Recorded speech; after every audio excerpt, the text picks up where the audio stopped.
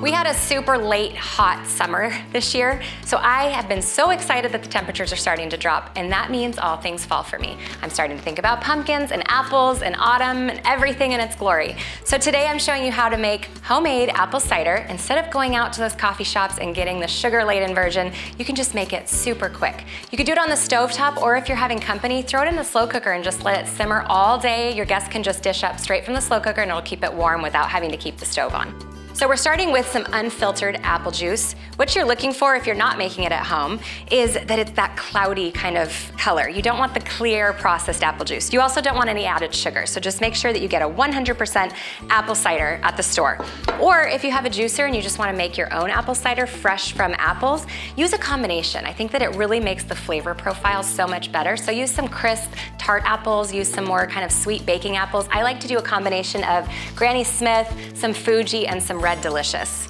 So we're gonna do about 6 cups of this right into our saucepan. Okay, and then I've got some spices to add to this so that we're not just drinking hot apple juice. We have some whole cloves, just about a teaspoon or so. Put those right into the pot. And then a couple of cinnamon sticks.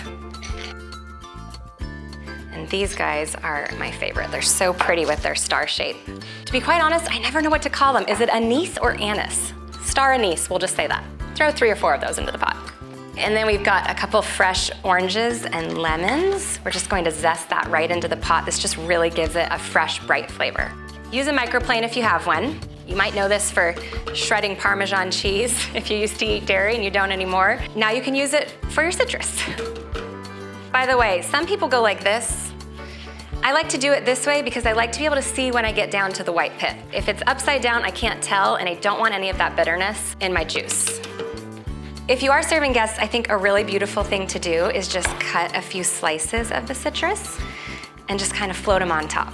It just makes the presentation even more beautiful.